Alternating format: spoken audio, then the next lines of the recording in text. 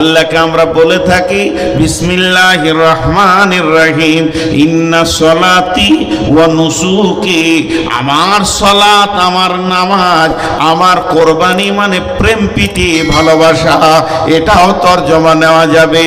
ওয়া মাহিয়ায়া, আমার নাহায়াত, ওয়া মাহিয়ায়া, আমার হায়াত, ওয়াল মামাতি, এবং আমার মত, ওয়া মাহিয়ায়া লিল্লাহি রাব্বিল আলামিন ওয়া মামাতি লিল্লাহি রাব্বিল আলামিন, ইন্না সলাতি লিল্লাহি রাব্বিল আলামিন ওয়া নুসুকি লিল্লাহি রাব্বিল আলামিন।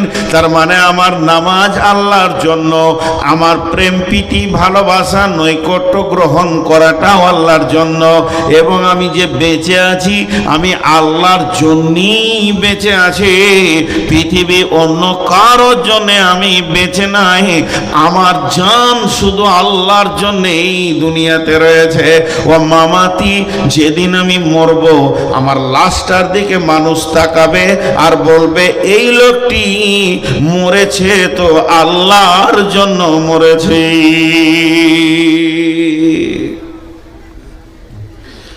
আল্লাহর জন্য বাঁচা আর আল্লাহর জন্য মরা অনেক কঠিন। জি, চারটাই ফিউজ হয়ে যাবে এখনই, একটা টিউব পাম্প থাকবে না। নামাজ ধরেছি তাকবীরে তাহরিমা, আলহামদুলিল্লাহ রাব্বিল আলামিন আর রহমানির রহিম, আল্লাহকে খেয়াল নাই। কুলহ পড়লাম, আল্লাহকে খেয়াল নাই। আল্লাহু আকবার, সুবহান রাব্বিল আযীম, আল্লাহকে খেয়াল নাই। সামি আল্লাহু লিমান হামিদা, আল্লাহকে খেয়াল নাই। সালাম ফেরা হয়ে গেল, আল্লাহকে খেয়াল নাই। নামাজটা লিখ। ও নুসুকি, প্রেম, কোরবানি, মেহনত। মানুষ যখন মেহনত করে কোরবানি দেয়, জানের মুজাহাদা চালায়, কোরবানি মানে জবাই করাটাই খালি আমরা ধরে নিয়েছি। আল্লাহর নৈকট্য পাওয়ার বিভিন্ন অ্যাঙ্গেল, যে প্রেম দিয়ে আল্লাহকে পাওয়া যায় সেটাই কোরবানি। তো আমার কোরবানি আল্লাহর জন্য। একটা উদাহরণ দিই, বুখারী, মুসলিম, আবু দাউদ, তিরমিজি, নাসাই নয়, উদাহরণ দিচ্ছি। এক ব্রেল পানি কিয়ামতের মাঠে, আর আল্লাহ একটা মগ দিয়েছে আপনাকে, জগ, বলছে এক জগ করে, এই বান্দা এটা কি? ও চা, ও চা। আমি যতক্ষণ থাকবো খাবো না, খেতে দেবো না। 20 জনা খাবে আর 400 লোক দেখবে। তো খেয়াল করেন আমার দিকে। আল্লাহ বলছে বান্দা এটা কি রে?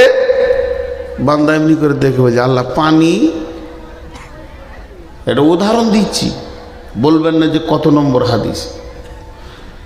যখনই বলল পানি, তো আল্লাহ বলছেন গোলাম এটা পানি নয়, তুই জীবনে যত ঘাম ফেলেছিস, ছেলের জন্যে, বিবির জন্যে, মায়ের জন্যে, আব্বার জন্যে, ব্যবসার জন্যে, চাকরির জন্যে, পড়াশোনার জন্যে কল কল করে ঘেমে গেছিস, মাঠে গিয়ে ঘাটে গিয়ে পরিশ্রম করে সমস্ত ঘামগুলি আমি আল্লাহ জমা করে রেখে দিয়েছি।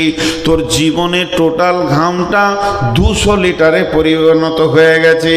এখন তুই 1 লিটারের একটা জগ কেনে আর এমনি করে পানির মতো করে তোলার বল যে ঘামটা কেন ঝরেছে। একটা গিলাস তুলে বললেন এটা আমার বাচ্চার জন্য ঝরিয়েছি।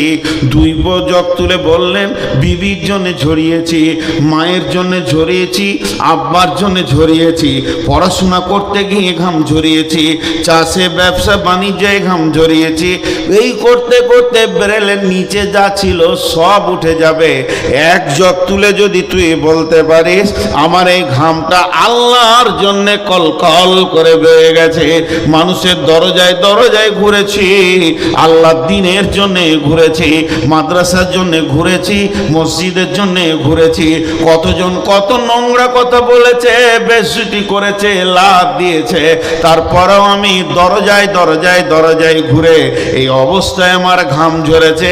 যদি আপনি বলতে পারেন আল্লাহ এই 1 জগ ঘাম আপনার জন্য ঝরেছে, আল্লাহ বলবে তুই আমার প্রেমিক, আমি তোর প্রেম প্রেমিক গলায় জড়িয়ে ধরবে, কিন্তু আমাদের জীবনে এক ফোঁটা ঘাম আল্লাহর জন্যে ঝরে না, এক ফোঁটা ঝরে না। তবে মাফ করবেন, খারাপ মনে করে লিয়েন না, একই কথা দুরকম লেয়া হয়। কিছু মৌলানা আছে ওসরের সিজনে, ফেতরার সিজনে কি কষ্ট করে, কি কষ্ট করে। আমি 6 বছর কালেকশন করেছি মাদ্রাসা, ইসলামপুরের কালেকশন করেছি। দুঃখগুলো বলার নাই। কাটোয়ার এলাকায় একটা গায়ের নাম বলবো না, ইউটিউবের যুগ, কালেকশন করতে গেছি, তা আমাকে বলেছে কাজ করতে 10 টাকা দিব। ছেলে মানুষ ছিলাম। একজন বিখ্যাত আলেম এখন রিয়াদে আছে, সৌদির বুকে, আমাদের আইল হাদিসের মধ্যে। বীরভূমে একটা বাস স্ট্যান্ডে, আমি নাম করব না কোনো জায়গায়, ঝরঝর করে কাঁদছেন। আমি ওনাকে ওস্তাদ মনে করি। ওস্তাদ কি হলো? হ্যাঁ বলে চল, কোনো রকম বের করতে পারলাম না। শেষকালে হালকা এটুকু বলল যে ভাই এই কাজটা বড় মুজাহাদার কাজ, মানে কেউ আঘাত দিয়েছে। আর একটা সত্য ঘটনা শুনেন, আল্লাহ ছাড়ে না, আল্লাহ ছাড় দেয়, ছেড়ে দেয় না। কিছুদিনের ছাড় দেয়, ছেড়ে দেয় না। এই হানাফিদের ভিতরে একটা মুফতি সাহেব কালেকশন করতে গিয়েছ, কালনা, গায়ের নাম বলবো না, এরকম পেট উঁচু হয়ে আছে, যে ধানের মালিক, মোচ দাড়ি নাই, নামাজ নাই, 50-60টা লোক কাজ করছে। খালি মুফতি সাহেব এতটুকু বলেছেন মাদ্রাসার ছাদের কাজ চলছে, একটু ধরে দেন। হ্যাঁ, খ্যাঁচ খ্যাঁচ খ্যাঁচ খ্যাঁচ করে বেজ্জুতি, একদম নোংরা নোংরা খিস্তি করে গালি দিল। উনি ঝরঝর করে কাঁদতে কাঁদতে বেরিয়ে গেলেন। এরা বলবে আল্লাহ তোমার জন্যে ঘাম ঝরিয়েছি। উনি বেরিয়ে গেলেন, আর আল্লাহর কেমন সাজা দেখেন। ছেলেটাকে বলছে গাইটা নিয়ে, গায়ে দুধ দোয়াবে, গায়ে দুধ গালবে, দুধ দোয়াবে, বের করবে। এমনি করে হাঁড়িটা নিয়ে বসেছে। আল্লাহ গাইটাকে বলছে মার, চোপাতে মার। জীবনে মারে নাও গায়ে, এমন এখানে মেরেছে, এই হার এখানে পৌঁছে গেছে। ৭৫,০০০ টাকা খালি অপারেশন খরচা, পিজিতে ২৭ দিন এরকম বাঁধা ছিল। ফিরে এসে মুফতি সাহেবের পায়ে ধরেছিল, অন্যায় কথা বলেছিলাম, তার জন্য আল্লাহ সঙ্গে সঙ্গে দিয়েছে। ভাইরা আমার, তাহলে জিন্দেগি আমানত, এটা আল্লাহ কিনে নিয়েছেন, এবার এটা আল্লাহর রাস্তায় ব্যয় করতে হবে। আল্লাহ তাবারাক ওয়া তাআলা বলছেন, ও রাসূলুল্লাহ সাল্লাল্লাহু আলাইহি ওয়াসাল্লাম বলছেন, সাবাতুনি দিল্লাহুমুল্লাহু ফি দিল্লিহি ইয়াউমুল লা দিল্লা ইল্লা দিল্লুহু, ইমামুন আদিলুন সাবুন নাশা ফি ইবাদাতিল্লাহ। ওই যুবক যে যৌবনকালটা আল্লাহর জন্য ক্ষয় করে দিয়েছে, ওই যুবতী যে যৌবনকালটা আল্লাহর জন্য ব্যয় করেছে, আমার নবী বলছেন উম্মতের তোমার রিজার্ভেশন হয়ে গেছে, বুকিং হয়ে গেছে। কঠিন কিয়ামতের দিনে তোমাকে আর রোদে দাঁড়িয়ে নাফসি নাফসি করতে হবে না। তুমি আল্লাহর রহমতের ছায়াতে একটা সিট পেয়ে গেছো, তোমার বুকিং হয়ে গেছে।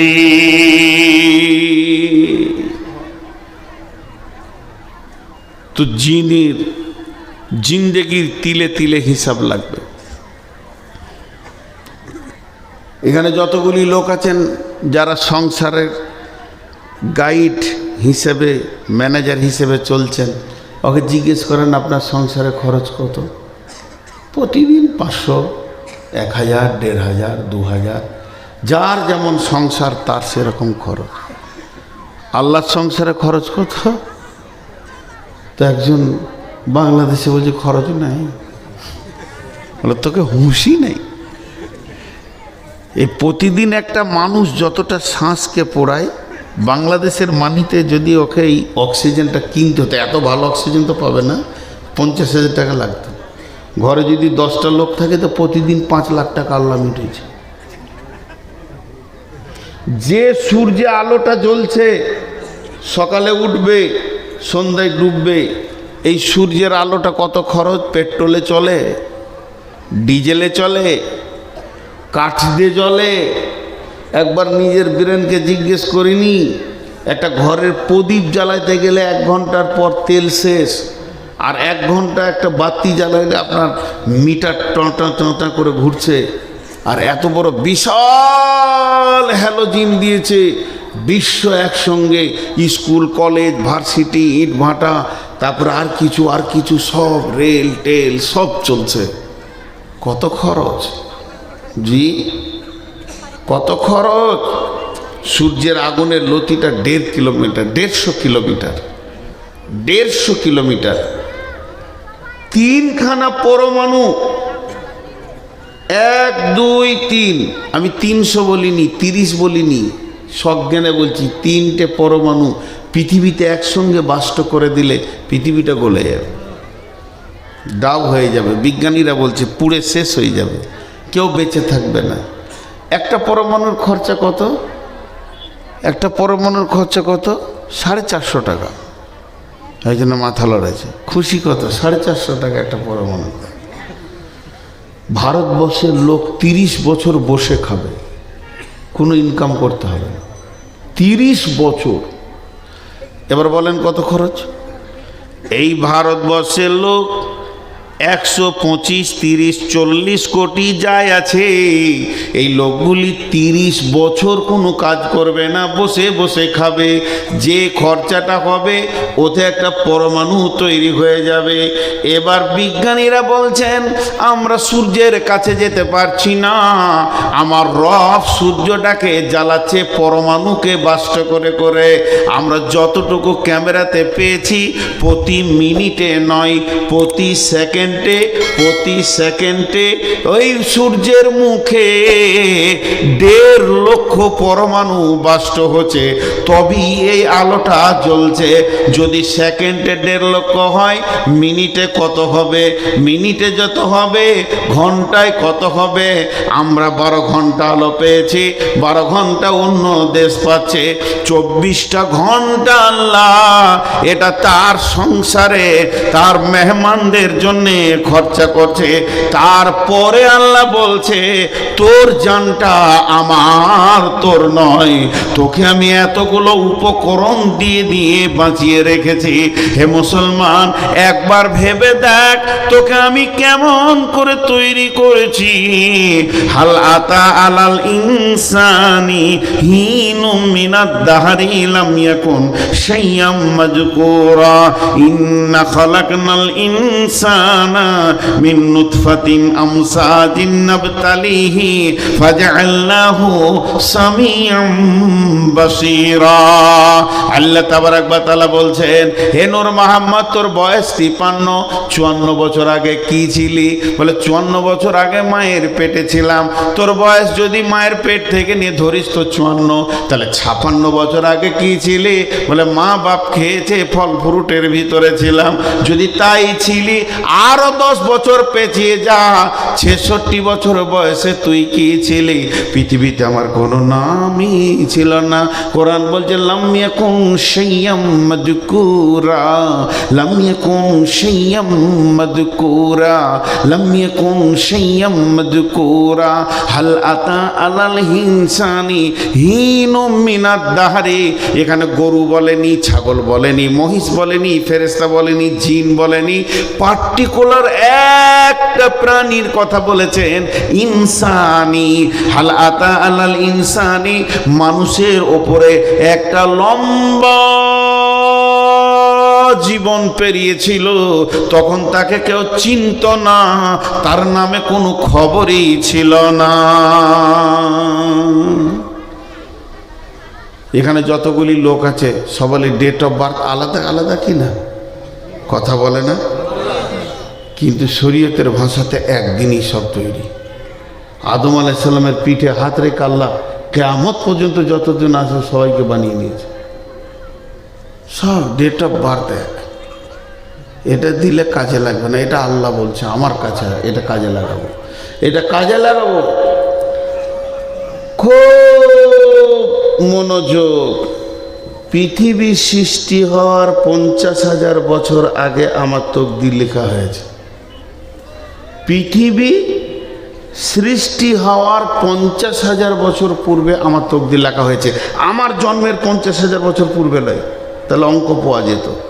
পৃথিবী, এই পৃথিবীটা যে ডেটে তৈরি হয়েছে সেই ডেট থেকে 50,000 বছর পূর্বে আপনার আমার তকদির লেখা হয়েছে। কি লেখা হয়েছে?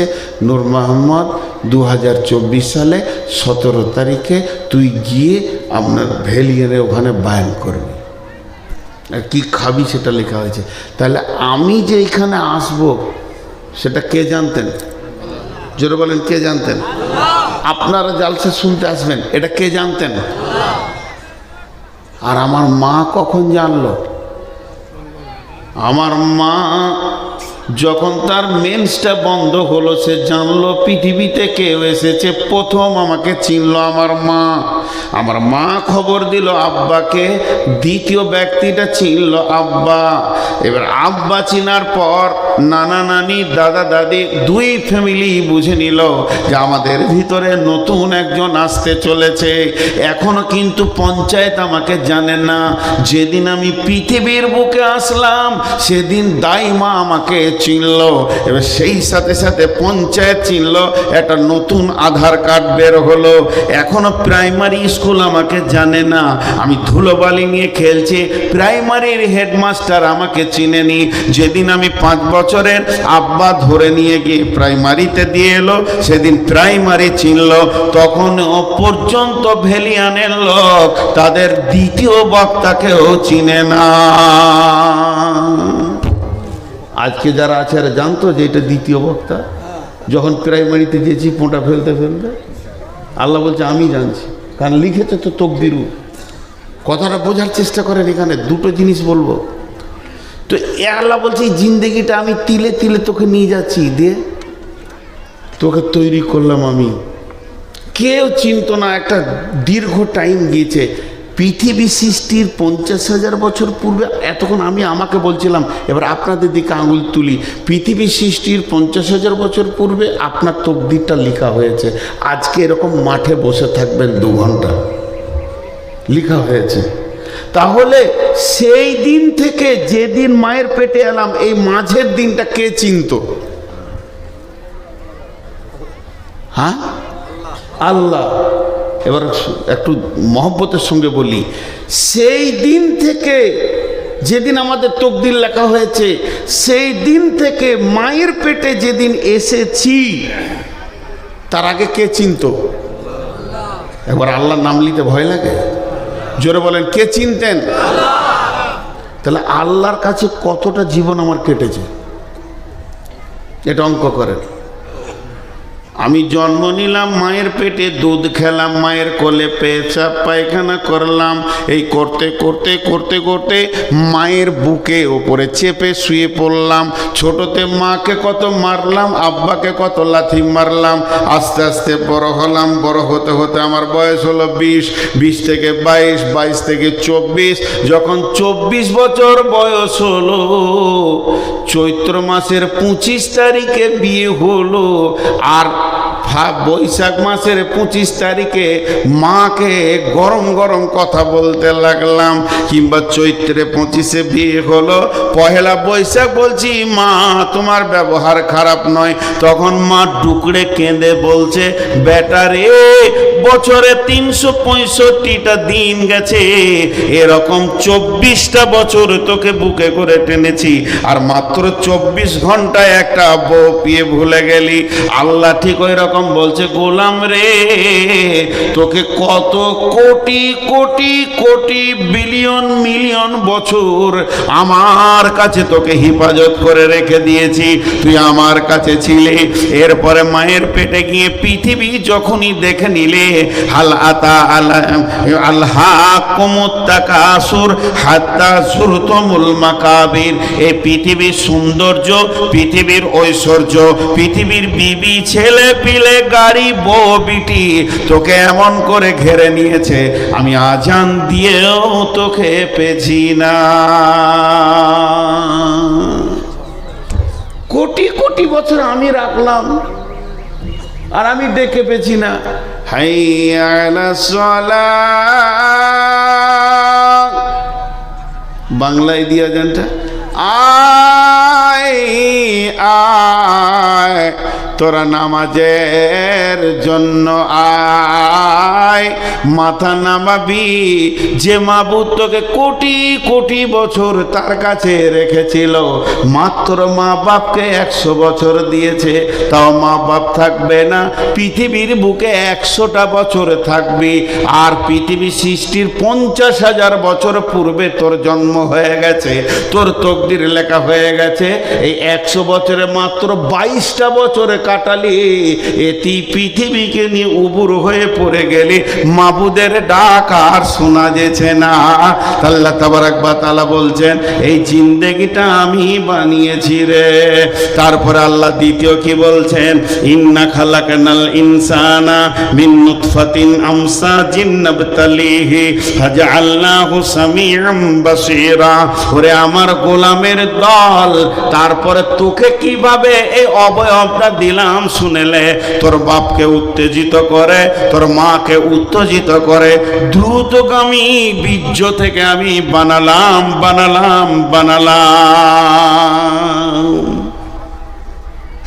বিজ্ঞানীরা বলছে, খুব ভালো করে এখানটা মনোযোগ দেন। একটা পুরুষ একবার স্খলন দিলে কতগুলো পোকা বের হয়? 40 থেকে 60 কোটি, একটা দুটা লয়। খুব যদি মজবুত ইয়ং একদম উত্তাল যৌবন হয়তো 60 কোটি পোকা স্খলন করে। আর বয়স্ক দুর্বল হয়ে গেল 40 কোটি পোকাকে স্খলন দেয়। কতগুলো দেয় বললাম? 40 থেকে 60, মেজারমেন্ট করে নিয়ে চলে আসেন 50 কোটি। আল্লাহ বলছেন ইন্না খালাকনাল ইনসানা মিন নুতফাতিন আমসাজিন নাবতালিহি ফাজআলনাহু সামিআম বাসীরা। একবার তুই ভেবে দেখ, তোকে আমি দ্রুতগামী নুতফা থেকে বানিয়েছি এবং তার থেকে তোকে শ্রবণ শক্তি, দৃষ্টি শক্তি আমি দিয়েছি, ধাবন শক্তি দিয়েছি। শুধু তাই নয়, এই জায়গাতে কাগজ কলম নিয়ে তুই বসে যা। যদি একই মিলনে বাচ্চা হয় তা তো হয় না, 2-10 মাস চলতে থাকে, কিন্তু আমি মেনে নিলাম এক মিলনেই বাচ্চাটা হয়ে গেল। তাই যদি হয়, যে রাত্রিতে আমি এসেছি আমার আব্বার কাছ থেকে মায়ের কাছে, আমার সঙ্গে কতগুলো পোকা এসেছিল, যদি 50 কোটি মেজারমেন্টে ধরেলেন, তাহলে 49,99,99,999টা এসেছিল। কই তারা? তাদের আধার কার্ড নাই, ভোটার কার্ড নাই, তারা কোথা গেল? আল্লাহ বলছে একবার খেয়াল কর, এই 50 কোটির ভিতর থেকে আমি আল্লাহ তোকে বেছে নিলাম, আর তোর সাথে যত ভাই বোন এসেছিল ড্রেনের পানিতে চলে গেল, পচে গেল, মরে গেল, পোকাগুলো শেষ হয়ে গেল। তাদের জানাজা হলো না, তাদের ফারাজ হলো না, তাদেরকে দেখা হলো না, তাদের আধার কার্ড হলো না, মা বাপ তাদের জন্য কাঁদলো না। কিন্তু তোকে আমি এত সুন্দর করে বানালাম, এরপরও কিন্তু আমার শুকরিয়া করবি না। তোর জিন্দেগিটা একবার ভেবে দেখ। এখানে 2000 লোক বসে আছে, এখানে 2000 লোক বসে আছে। এমন সময় আমার ভাইয়া উঠে গিয়ে এর মাঝে একজনকে ডেকে নিয়ে এসে গায়ে হাত বুলিয়ে বলছে, চলেন ভাই দুটি খেয়ে এলেন। ওকে কি ভাবতে হয় না যে আমাকে এতগুলো লোকের মাঝে এতটা সম্মান দিল, তাহলে আমাকে কতটা সম্মান দিয়েছে? এটা যদি সে ভাবে, তাহলে ওই ব্যক্তিকে চিনতে তার কষ্ট হবে না। তা আল্লাহ বলছে এতগুলো পোকা আমি আনলাম কেন? একটা পোকা এনেই তোকে আমি বানাতে পারতাম। তার মানে আমি চাইছি তোর বিবেকের চেতনা হয়ে যাক যে 50 কোটির ভিতর থেকে তোকে আমি ইজ্জতের জায়গায় বসিয়েছি, তোকে শ্রবণ শক্তি, দৃষ্টি শক্তি দিয়ে, পূর্ণাঙ্গ অবয়ব দিয়ে পৃথিবীতে এনেছি।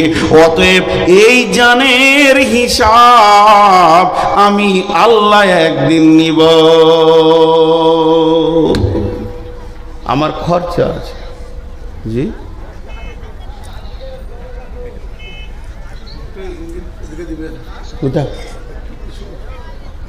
কি বলবো ভাইয়া, কি আর বলবো, খুব একটু হিসাব করে চলি। এখন মালের কথা বলিনি, খালি জানের কথা বলছি। খুব একটু হিসাব করি যে আল্লাহ কতটা আমাদেরকে সম্মান দিয়েছেন। আরো আছে, মানুষ সৃষ্টির ব্যাপারে অনেক কথা আছে। এরপরে চলেন মাল। কিয়ামতের মাঠে মালের হিসাব হবে কেমন করে? আল্লাহ রসুল যে বলেছেন, কেন বললি তুমি ফেরে পড়ে যাবে?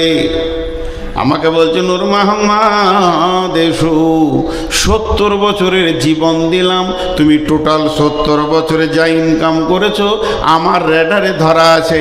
টোটাল ইনকাম করেছো তুমি 3 কোটি টাকা। এখন এই 3 কোটি টাকা, প্রতি কোটিতে 100 লাখ, প্রতি লাখে 100,000, প্রতি হাজারে 100 টাকা। আপনার কি মানে 100 প্রতি হাজারে 100 টাকা 10টা, প্রতি 100 টাকায় 1 টাকা হচ্ছে 100টা, আর প্রতি 1 টাকাতে নয়া হচ্ছে 100টা। তুমি 1 নয়া, 2 নয়া, 3 নয়া, 4 নয়া, এমনি করে পূজাতে পূজাতে 3 কোটি টাকা আমাকে পুজিয়ে দাও। কোন পথে আয় করেছো আর কোন পথে তুমি ব্যয় করেছো? আয় যদি হারাম হয় তা ব্যয় আর যাবে না। আল্লাহ কথাটা বুঝাতে পারলো? আপনাদের এদিকে পাম্প মেশিন আছে? পাম্প মেশিন আপনারা মুখ খুলেন না কেন? পাম্প মেশিনের 2টো পাইপ, একটা সেকশন আর একটা ডেলিভারি। সেকশনটা যদি পুকুরে থাকে তা ডেলিভারিতে কি কলের পানি বেরোবে? সেকশনটা যদি পায়খানার চেম্বারে থাকে ডেলিভারিতে আতর বেরোবে? তো যার ইনকাম হারাম তার দানও হারাম। তোমার ইনকামটাই যদি হারাম হয় আর তোমাকে ওদিকে, ওই জন্য বলি মসজিদ না থাক, মাটিতে নামাজ পড়েন, কিন্তু মাতালের টাকাই করিয়েন না, সুদখোরের টাকাই করিয়েন না। আল্লাহ মাতাল, সুদখোর, জুয়ারি, দাড়ি মারা বেঈমানের কথা বাদ দিয়েছে, স্বয়ং ইমানদারের কথা বলেছে। যদি জাকাত না দেয় তোর টাকা লিস না। ওলাম কি আছে? ইন্নামা ইয়ামুরু মাসাজিদাল্লাহি মান আমানা বিল্লাহি ওয়াল ইয়াউমিল আখির ওয়া আকামাস সালাতা ওয়া আতাজ যাকাতা। মসজিদ বানাতে গেলেও জাকাত দেনেওয়ালা লোক হতে হবে, বেজাকাত হলে চলবে না। টাকা বেশি আছে, জাকাত দেয় না, ওরও টাকা লিস না। এই জন্য তো মসজিদে লোকও ঢুকছে না, রিয়াকশন নাই, মসজিদের যে টান সেটা চলে গেছে। মাটির মসজিদে নামাজ পড়া ভালো ঢালাইয়ের থেকে। মাতাল্লা যদি টাকা দিয়ে দেয় 4 কুইন্টাল রড, 6 কুইন্টাল, খালি মার্কেটে বলে বেরো, রডটা আমি নিয়ে গেলাম, রডটা আমি নিলাম। এ ঠাপ সহ্য করা কঠিন হয়ে গেল। হ্যাঁ, ভুল বলছি? কে বললে? ওই জন্যে বলতে এখন আমাদেরও ইমান দুর্বল হয়ে গেছে। আমরা সব চিটিংবাজ মাল আর কি, যে বায়ান করছি মুনাফিকি হালাতে। আমরা যখন পড়তাম ইউপি, ওই সাহারানপুর গিয়েছিলাম, তো দেওবন্দ মাদ্রাসাতে শ্রীদেবী নিজে গিয়েছিল টাকা দিতে। সেই যুগে 1 লক্ষ না 1.5 লক্ষ। তো মুফতি সাহেব বলেছিল, তুই ভাগ এখান থেকে, মাদ্রাসার দরজা থেকে তুই ভাগ। অমিতাভ গিয়েছিল, কয়েকটা গিয়েছিল আর কি, নায়ক নায়িকা, 1-2 জন লাই গাড়ি। দেওবন্দ মাসে টাকা দিয়ে বলছি, তোরা ভাগবি কান থেকে, তোদের টাকার প্রয়োজন নাই। তো তাকওয়ার বুনিয়াদে মজা আলাদা। এরপরে আপনি খরচা করছেন, আল্লাহ ধরেন। আবার ওই উদাহরণ দিচ্ছি, বলবেন না যে এরকম হাদিস আছে বলেছিল, উদাহরণ দিচ্ছি। আল্লাহ বলছেন, নূর মোহাম্মদ 17 তারিখে ফেব্রুয়ারি মাসে 2024 সালে শনিবার কি কি খরচা করলি রে সকালে বলতো? এবার ধরা পড়েছি। রব্বুল আলামিন 1000 টাকা নিয়ে হাটে গেলাম, সবজির হাটে। আলু নিলাম, পেঁয়াজ নিলাম, কপি নিলাম, আদা নিলাম, রসুন নিলাম, সিম নিলাম, আর কি নিলাম, এত টাকা খরচা হলো, 600 টাকা পকেটে থেকে যায় 400-র মধ্যে। এরপরে রাস্তায় বেরিয়ে আসছি, তো একজন ভিখারি এসে বললো, ভাই আমার মেয়ের বিয়ে কিছু দেন। তাকে 100 টাকা দিয়ে দিলাম, আর থাকে 500 টাকা। কিছু দূর আসার পর একটা মসজিদওয়ালা 2 জন দাঁড়িয়ে আছে, ইমাম আর মসজিদের কমিটি, তাকে 300 টাকা দিয়ে দিলাম, আর থাকে 200 টাকা। রব্বুল আলামিন এই আস্তে আস্তে আমি 100 টাকা সাদাকা করে দিলাম। ওটা কোনো কারণে করলাম, তাহলে আপনি তো জানেন। আর থাকে আমার কাছে 100 টাকা। এই 100 টাকা কি বলবো, একটা এতিম ছেলে দাঁড়িয়েছিল, 50 টাকা দিয়ে দিলাম। আল্লাহ এখনো কেন বলেনি, আল্লাহ শুনে গেছে। এরপরে বলছে, তারপরে 50 টাকাটা কি করলি? বলে আমার বাচ্চা মেয়েটা বললো আব্বা স্কুল যাব, ওকে দিয়ে দিলাম 40 টাকা, পকেটে থাকে মাত্র 10 টাকা। এমন সময় আমার নাতনিটা এসে বলছে, না না তোকে দিলাম 5 টাকা, যা চকলেট খাগা। আর থাকে 5 টাকা। 5 টাকাটা পকেটে পড়েই আছে। রাস্তা দিয়ে হেঁটে গেছি, গাড়ির সামনে বাঁশ দিয়েছে, যে বলছে লক্ষ্মী পুজোর চাঁদা দাও। কি স্যার, এই কদিন আগে কি হলো, সরস্বতী মানে ডিপার্টমেন্ট অফ এডুকেশন, পড়াশোনা ডিপার্টমেন্টের ঠাকুরটা, চাঁদা দাও। 5 টাকা দিয়ে দিলাম। আল্লাহ বললে কেন? 1000-এ আটকাইলাম না, 995 টাকাতে আল্লাহ কেন বলেননি? ওই জায়গাগুলো আল্লাহর হুকুম আছে, ওখানে দাও, মসজিদে দাও। ওয়াতাল মালা আলা হুব্বিহি দাবিল কুরবা ওয়াল ইয়াতামা ওয়াল মাসাকিন ওয়া ইবনাস সাবিলি ওয়াসাইলিনা ওয়া ফির রিকাব। আমি ইনার হাতে 10,000 টাকা দিয়ে সৌদি চলে গেলাম উমরা করতে, হজ করতে, আর বলে গেলাম ভাই কোরআন মোতাবেক খরচা করবেন। হিসাব নিতে এসে দেখছি 5 টাকা দুর্গা পুজোতে দিয়ে দিয়েছে। আমি বললাম কেন দিলেন? টাকা তো আমার আপনার নয়। তো আল্লাহ বলছে মাল তো তোর নয়, মাল আমার, আমি দিয়েছি বলি তোর মাল। তুই কে মাল এনেছিলি বল মায়ের পেট থেকে?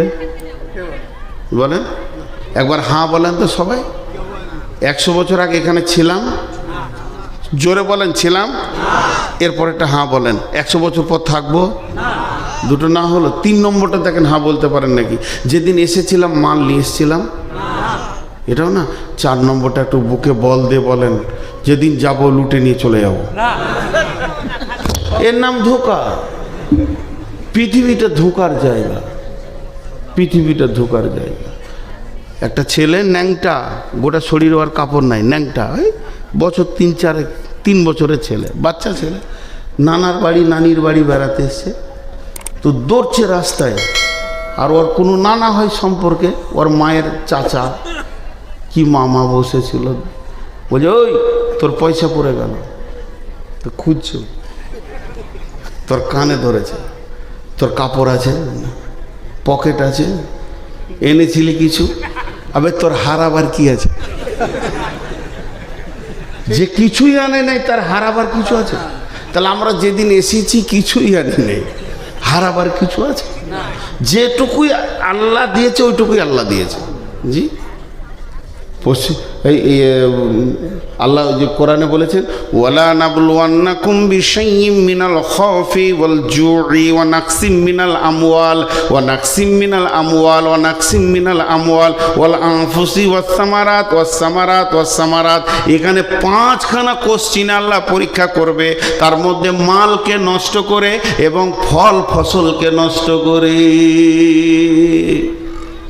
আমি 40 কোটি টাকার মালিক, যে 13 কোটি টাকার গোডাউনে আগুন লেগে পুড়ে গেছে, যে কাঁদছি।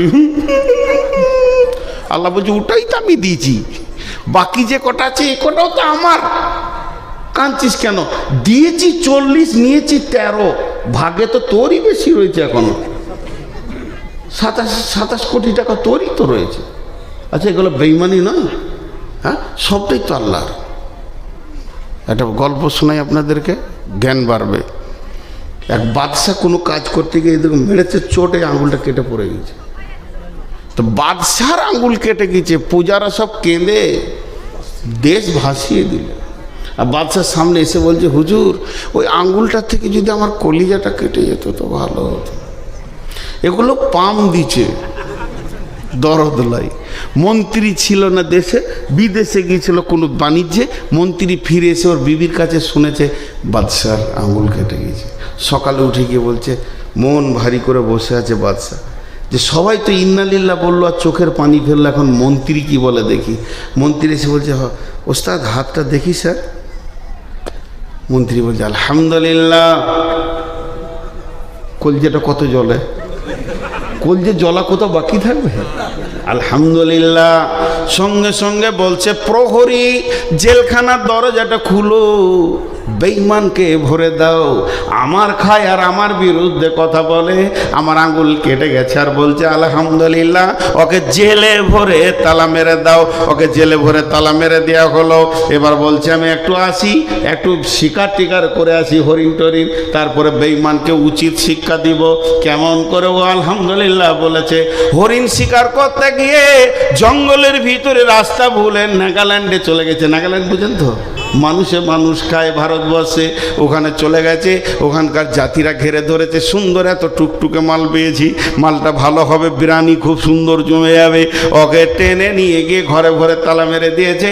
সন্ধ্যার সময় বসে হিসাব করছে, মাংস কে কতটা নিবি, কেউ বলছে মাথা নিব, কেউ বলছে ঠ্যাং নিব। এবার বাদশা বলছে আর বাড়ি ফেরা হলো না, কাল সকালে তো আমাকে পিস পিস করে কেটে খেয়ে নেবে। টেনশন আর চিন্তা, টেনশন আর চিন্তা। সকাল হলো, তাকে তালা থেকে বের করে পেছন দিকে হাত বেঁধে ঠাকুর থানে নিয়ে যাওয়া হচ্ছে। রাবণের পূজা করে ওরা। এবার ওকে কাটবে, কেটে পিস বানাবে। বাদশার জান মুখ সব শুকিয়ে গেছে। যখন পেছন দিকে হাতটা বাঁধতে গেছে, দেখছে একটা আঙুল কাটা। তখন এবার বলছে পুরোহিতকে ডাক, আজ কি বার রে? শনিবার। আঙুল যে কাটা রে? পুরোহিত হাত চালাইছে, খবরদার মারিস না, বংশ ধ্বংস হয়ে যাবে, যেখান থেকে এনেছিস ওইখানে দিয়ে আসগা। বাদশাকে দিয়ে চলে গেল। যেই বাদশাকে দিয়ে চলে গেল, বাদশা সকালে দৌড়ে এসে ঘোড়া থেকে নেমে বলছে তাড়াতাড়ি জেলখানার গেটটা খুলে দে। ওরে ওই আঙুল কাটা ছিল বলি জানে বেঁচেছি রে ভাই, তুই বলেছিস আলহামদুলিল্লাহ, তোরটাই ঠিক আছে রে, তুই বলেছিস আলহামদুলিল্লাহ। এতক্ষণে কাটা আঙুলের লাভটা বুঝলাম, নাহলে তো এতক্ষণ বিরিয়ানি দিয়ে শেষ হয়ে যেতাম রে। ওরা যে সব মাল মশলা কিনে ফেলেছিল, শুধু আমাকেই পিস করতে বাকি ছিল। মন্ত্রী বলছে যে এটা কত বড় কথা। মন্ত্রীকে জিজ্ঞেস করছে আলহামদুলিল্লাহ কেন বললি এটা বলতো? বলে আরে হে আমার বাদশা, স্যার আপনি ভেবে দেখেন, আপনার বডিতে আল্লাহ 20খানা আঙ্গুল দিয়েছে। কয়টা টোটাল আছে? 20টা। নিয়েছেন আল্লাহ একটা, দিয়েছেন আল্লাহ আপনাকে 19টা। তা আমি হিসাব করে দেখলাম আল্লাহ আপনাকে বেশি দিয়েছেন কম নিয়েছেন, এর জন্যে বললাম আলহামদুলিল্লাহ। জি। তখন এবার মন্ত্রীকে কানে জড়িয়ে ধরে কানে কানে বলছে তোকে জেলে ভরে দিয়েছিলাম, মাফ করিস। তোকে জেলে ভরে দিয়েছিলাম, মাফ করিস। মন্ত্রী বলছে মাফ কেন করব, জেলে ছিলাম আলহামদুলিল্লাহ, যদি আপনার সাথে যেতাম আমার তো আঙ্গুল কাটা নাই, আমার তো আর ফিরা হতো না, ওই জেলটা আমার জন্য আলহামদুলিল্লাহ। জি ভাই, আল্লাহ তাবারাক ওয়া তাআলা বলছেন তোদের মালের হিসাব আমি নিব, একটা টাকা আমার টাকা বেঈমানি করবি না। আর আল্লাহ তাবারাক ওয়া তাআলা রাসূল বলছেন, এটা তো একদিকে গেল, আর একদিকে একটা নিয়ে আসেন। বিসমিল্লাহির রহমানির রহিম, মান কাতা মিরাসা ওয়ারিসিহি কাতা আল্লাহু মিরাসাহু ইয়াউমাল কিয়ামাতি ফিল জান্নাহ। বিশ্বনবী বলছেন কেউ যদি মালের বেঈমানি করে, ছোট ছেলেকে লিখে দেয়, বেটাদেরকে লিখে দেয়, মেয়েকে ফাঁকি দেয়, বড় ছেলেকে ফাঁকি দেয়, এই যে মালের ওয়ারিসকে গোলমাল করে, আল্লাহ তার জান্নাতকে কেটে ও খেয়ে দিয়ে দেবে। আমি 40 বিঘে জমির মালিক, 50 বিঘে জমির মালিক, 200 বিঘে জমির মালিক, আসলে জমি আমার নয়, জমির মালিক আল্লাহ। আর আমার ওরসে আমার বিবির পেটে কটা হবে, আর সেই জমির ভাগ কে কে নেবে, এটা আল্লাহ করে দিয়েছে। অতএব আল্লাহর কলমের বাইরে আমাদের কলম চালানো যাবে না। আপনাদের নলহাটিতে এরকম আছে, জমি লেখালেখি নাই, ফাঁকি মেরে দিয়ে লিখে দিলে হজ করার আগেই আবার দিছে। আহা, এ যে কি ডেঞ্জার হাজি পৌঁছাইছে ওখানে। ও সে আগেই লিখে দিয়েছে, দেখেন। হ্যাঁ আল্লাহ, বড় বড় আলেমদেরকে জিজ্ঞেস করবেন, কিছু আলেমের ফতোয়া যে এরা জীবিত জাহান্নামী, খালি যদিন শ্বাস লিছে দুনিয়াতে, মরবে তো জাহান্নামে যাবে। তার মানে ও কি বলেছে জানেন? ও বলতে চাইছে, আল্লাহ আপনার বুদ্ধি শুদ্ধি কম, আমার ব্রেনটাই ঠিক আছে, আমি যেটা করছি এটাই ঠিক। পরোক্ষভাবে কোরআনকে নেকেট করছে, অনেকগুলো গোনা করছে ও, অনেকগুলো, যে অমুক পেয়ে যাবে, এ পেয়ে যাবে, ও পেয়ে যাবে, বোঝে না। খবরদার না, মালের মালিক আল্লাহ। চলেন এবার দুটি ঘটনা আপনাদেরকে শোনাই। হযরতে ওসমান গনি রাদিয়াল্লাহু তাআলা আনহু মদিনার হাটে নিজে গম বিক্রি করতে গেছেন। হযরতে ওসমান গনি রাদিয়াল্লাহু তাআলা আনহু মদিনার হাটে নিজে গম বিক্রি করতে গেছেন। আর খলিফার গম ঝরঝরে তত্তরে আয়নার মতো গম, কোনো ভেজাল নাই। আমিরুল মুমিনিন খলিফাতুল মুসলিমিন হযরতে ওসমান গনি নিজে দাঁড়িয়ে আছেন। এবার পাইকাররা আসে, বলে কি দাম? পাইকাররা আসে বলে, বলেন হুজুর কত লাগবে, কি দাম লাগবে? উনি খালি একটা কথা বলেন, এখনো সময় হয়নি, আর একটু বেলা হোক, আপনারা ঘুরে আসেন, বিক্রির জন্যই তো এনেছি, তো বেচে দিব, অতএব একটু ঘুরে আসেন, একটু ঘুরে আসেন, একটু ঘুরে আসেন, একটু ঘুরে আসেন। বেলা উঠে গেছে, এমন সময় হাটে একটা দল ঢুকছে। বহু দূর থেকে তারা মরুভূমিতে হেঁটে এসেছে, ক্লান্ত শ্রান্ত হয়ে। তাদের চেহারাগুলো কেমন, গালগুলো ঢুকে গেছে, চোখ ঢুকে গেছে, মাথায় কখন চিরুনি করা তো দূরের কথা, কোন যুগে তেল নিয়েছে তারা জানে না। হাড়গুলো পিঠে লেগে গেছে, পেটটা ভিতরে লেগে গেছে, তাদের হাড়গুলো গোনা যাচ্ছে। তার মানে না খাওয়া একদম এই রকম অবস্থার মানুষ। তাদের মধ্যে নারী আছে, পুরুষ আছে, শুধুমাত্র ইজ্জত ঢাকা, ছোট্ট মতো একটা হাতে গামছা, আর তো কিছু নাই। শিশু আছে, বৃদ্ধ আছে, নারী আছে, পুরুষ আছে, যুবক আছে, লাইন দিয়ে ওই হাটে ঢুকছে। হযরত ওসমান বললেন, দাঁড়াও, তোমার গামছাটা কত? লাও, তুমি একটা লাও, দেখি তোমারটা দেখি, তোমরা কজন? বলে দুজন। লাও, তোমরা দুইজন লাও, এইভাবে লাও, আর একটা বস্তা আনো, লাও লাও। দিতে দিতে দিতে দিতে দিতে দিতে গম শেষ, তারাও শেষ। গমগুলোকে তারা মাথায় বেঁধে নিয়ে আবার মরুভূমির বুক চিরে হাঁটতে শুরু করলো। বড় বড় পাইকাররা এসে বলছে, আমিরুল মুমিনিন খলিফাতুল মুসলিমিন, আপনি রসুলের জামাই হয়ে কাজটা কেমন করে করলেন? ওদের তো পেটে ভাত জুটে না, কত দাম আপনাকে দিয়েছে, যে দামের বিনিময়ে আপনি ওটাকে বিক্রি করলেন? আমরা তো এত দাম দিতে চাইলাম, আমাদেরকে কেন দিলেন না? হযরত ওসমান বললেন, বন্ধু রে, আজকের গমটা আমি আল্লাহর জান্নাতের বিনিময়ে বেচে দিয়েছি।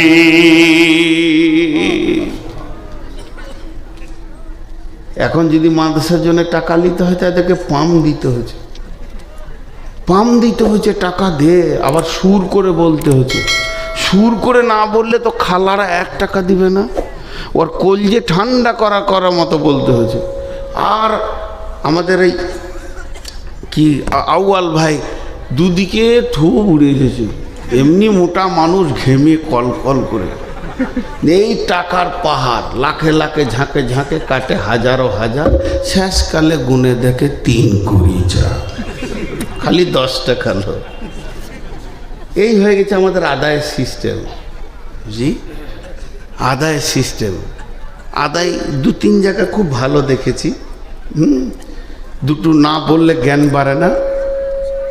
কলকাতায় বজবজ একটা জালসায় গিয়েছিলাম, 10,000 লোক, সেই রকম ডেকোরেটেশন, কত লক্ষ লেগেছে জানি না, সেই রকম মাইক সাউন্ড, 3 জন বক্তা আছে, আমি শওকত সোহরাওয়ার আলী। তো হেড মৌলানা আমার কানে এসে বলছে, কালেকশন করবেন আপনি, মাঝে দিয়েছি, 15 মিনিটের বেশি কালেকশন করিয়েন না, তাহলে এটা রেগে যাবে। সব শিক্ষিত মানুষ, কলকাতার ব্যবসায়ী।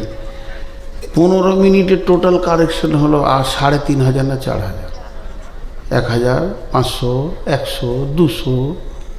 তাই আমি বলছি, কী হবে রে, মাসে চলবে কী করে এত বড় মাদ্রাসা? খেতে মন দিয়েছে না, আমাকে সরাসরি শওকত সাহেব নিয়ে গেলেন, চলো চলো খেলে।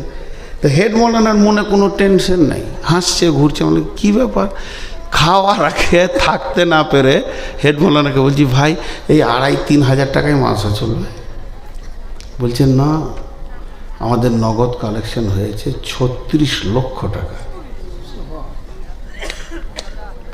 আর বাকি তো আছে আরো 20-50 লাখ। এটা বাচ্চা ছেলেরা দিয়েছে একটা, বাস। ওদের সিস্টেম কি, তোমার ঘরে যখন শালির বিয়ের কার্ড আসে, শালার বিয়ের কার্ড আসে, বন্ধুর বিয়ের কার্ড আসে, তোমার বিবেকের চেতনা হয় যে কি দিব না দিব, তুমি রেডি হও। আর মাদ্রাসার জালসার কাগজ পৌঁছে তোমার বিবেক নাই যে ওখানে আমি 200 টাকা 500 টাকা দিব। তো যেদিন জালসার ডেট তার 3 দিন আগে পর্যন্ত এলাকার লোক সব টাকা নিজে এসে মাসে দিয়ে চলে গেছে। বলছে খালি বসে থাকতে হয় দুটো মৌলবীকে, ওরা চেক নেবে আর কি, 5,000 একটা চেক দিয়ে দিল। হ্যাঁ হ্যাঁ হ্যাঁ হ্যাঁ, তো কি সুন্দর সিস্টেম।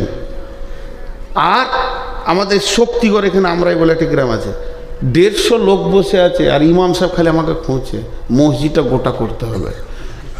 আর 15 বছর আগে তখন ইঞ্জিনিয়ার বলে গেছে 7.5 লক্ষ টাকা লাগবে, অন্তত 10 লাখ টাকা করেন। আচ্ছা 150 লোকে 10 লাখ কালেকশন হবে? জানটা জ্বলে যেতে। আর ইমাম সাহেব বলছে আপনি উঠে যেন না, হবে। তো যাক, ওই গাঁয়ে বাস করার আইডিয়া আছে। একটা যুবক উঠে বলছে আমাদের গাঁয়ে 7খানা বংশ আছে, তো যদি 10 লাখ লাগে তো 7 ভাগের 1 ভাগ আমি দিয়ে দেবো, হয়ে গেল। আর একজন উঠে বলছে হুজুর মাইক ছেড়ে দেন, ও ইট যা লাগবে আমার, শুরু থেকে শেষ। মিস্ত্রি বলবো আর ইট লাগবে না, সেই দিন ইট বন্ধ হবে। একজন বলল বালি আমার, একজন বলল সিমেন্ট আমার, একজন বলল পাথর আমার, একজন বলল রড আমার, একজন বলল ফার্নিচার আমার, একজন বলল মার্বেল আমার, একজন বলল মিস্ত্রি আমার, একজন বলল লিভার আমার। মসজিদে যা ছিল রং পর্যন্ত হয়ে গেল। ইমাম সাহেব বলছে এবার ছেড়ে দিই, শেষ দোয়া করে। বলছে না, আর একটা মাল আছে। ওকে ধরে আনতে গিয়েছে, ও আসে না এখন। তারপর চলে এলো। আমি বললাম ভাই আপনার অপেক্ষায় আমাকে ইমাম সাহেব বসিয়ে রেখেছে, এত লেট করে। বলছে আচ্ছা ঠিক আছে, ওই যে এরা যে মালটা দিবে বলেছে ওই টাকাগুলো নিয়ে মসজিদের নামে ব্যাংকে ভরে দেন, কাল থেকে মসজিদটা গোটাই আমার আছে। এদের জন্য বায়ানো হয় নাই, সুর করে দিতে হয়নি, পাম দিতে হচ্ছে আমাদেরকে। হ্যাঁ, কিন্তু বিয়ে দেওয়ার পর শ্বশুর বাড়ি কবে যেতে হবে এটা বলতে হচ্ছে না, মেরে দিচ্ছে তো ঠিক টাইমে টাইমে টিপ মারছে। কিন্তু এখানে যে ওকে টাকা দিতে হবে ওকে গুঁতিয়ে বলতে হচ্ছে, 4টা বক্তা লাগছে। জি, এরপরে শোনেন, জান দেওয়া কাকে বলে? জান দেওয়া কাকে বলে? ওহুদের প্রান্তে আল্লাহর নবী লোহার জামা পরেছিলেন, বর্মা পরেছিলেন, লোহার চাদর রসুল পরেছিলেন। স্বাভাবিকতায় রসুলের শরীরটা ভারী হয়ে গেছিল, 2 দিকে 3 দিকে মহড়া চলছে। কোনোদিন যদি আমার সঙ্গে ওহুদের প্রান্তে যান, নবীজি কোথা ছিলেন এবং আমির হামজার লাশ কোথা ছিল, হজরতের জারিরের লাশ কোথা ছিল, কোন কোনে ডিউটি ছিল, এগুলো একটা একটা করে তিলে তিলে তিলে তিলে বুঝিয়ে দেবো বন্ধু। এবছর রমজানে যাচ্ছি উমরাতে, আবার হজে আছি, হজের পরে 3খানা গ্রুপ নিয়ে যাব ইনশাআল্লাহ। মানুষ বুঝেছে নূর মোহাম্মদের সঙ্গে যাব, খেতে না পায় বিছানা না পায়, অন্তত ইতিহাসগুলোকে গ্রহণ করে নিয়ে আসবো। এবার আল্লাহর নবী উঠতে চাইছে একটা পাথরে, উঠতে চাইছে একটা পাথরে, শরীরটা একটু ভারী। হযরতে তালহা নজর করে দেখে নিয়েছেন যে এই যে যুদ্ধের মহড়া চলছে, নিশ্চয়ই নবীজি ওই পাথরে উঠলে ইসলামের লাভ হবে। তো নবীজি উঠতে পারছেন, একটা সিঁড়ি দরকার, তা তাড়াতাড়ি করে একটা পাথর এনে পায়ে দিলেন। জিন না, হযরতে তালহা লম্বা হয়ে শুয়ে পড়লেন, দিয়ে বললেন ইয়া রাসূলুল্লাহ আপনি আমার বুকে পা রেখে উঠে যান, আমার বুকে পা রাখেন। জি, একটা লোক খালি বলতো এ আল্লাহ আমি যদি সাহাবী হতাম রসুলের খিদমত করতাম, এ আল্লাহ আমি সাহাবী হলে রসুলের খিদমত করতাম। 20 বছর ধরে খালি কাঁদছে, কত রসুলকে ভালোবাসে। একদিন রসুলকে স্বপ্নে দেখছেন, এটা গল্প বলছি, এবার কালকে বলবেন না যে বুখারী। একটা উদাহরণ দিচ্ছি, এই হাদিসটার, তালহার হাদিসটার উদাহরণ দিচ্ছি। ও রাতে স্বপ্ন দেখছে যে রাসূলুল্লাহ সাল্লাল্লাহু আলাইহি ওয়াসাল্লামের সঙ্গে একটা গাড়িতে চেপে কোথায় যাচ্ছে, সব সাহাবীরাও আছে। ও ওর কপালে জুটে গেছে, যে দেখছে এক জায়গায় রাস্তাটা কাটা, তো চাকটা তো ওখানে বসে যাবে। ও আগে লাফ মেরেছে, আজকে সুযোগ পেয়েছি খিদমত করব, মারলো দৌড় ইট খুঁজতে, কোথায় ইট পাবো, এখানে দিয়ে দেবো, চাকটা পেরিয়ে যাবে। ইট নিয়ে যখন ওখানে আসছে তখন দেখছি দুজন সাহাবী নিজে শুয়ে গেছে, গাড়িটা পেরিয়ে গেল। হবে না, ওদের সাথে আমাদের তুলনা করা যাবে না। তালহা তো একটা পাথর খুঁজতে যেতে পারতেন, কিন্তু নিজে শুয়ে গেলেন। যখনই নিজে শুয়ে গেলেন, আল্লাহর নবী তালহার বুকে পাটা রাখলেন আর জবান দিয়ে কি বললেন? নবীজি বললেন, তালহা রে, তুমি নিজের জন্য জান্নাতকে ওয়াজিব করে নিলে। তারা জানতো, যারা গাড়ি চালাতে জানেন, অন্তত মোটর সাইকেল হোক, চার চাকা হোক, গাড়ি বলে আমাকে এখন ডবল গিয়ার দাও, 3 গিয়ার দাও, 4 গিয়ার দাও, টপে দাও, বলে গাড়ি। ড্রাইভার বুঝে নেই এখন গাড়ি কোন গিয়ারটা চাইছে, ড্রাইভার বুঝে কি বুঝে না। তো সাহাবীরা ছিলেন ড্রাইভার, তারা বুঝে নিত যে এখন কি চাইছে। রাসূলুল্লাহ সাল্লাম যে গর্তে ঢুকেছিলেন, এখন সেই গর্তটাকে বন্ধ করে দিয়েছে সরকার, যেতে দেয় না।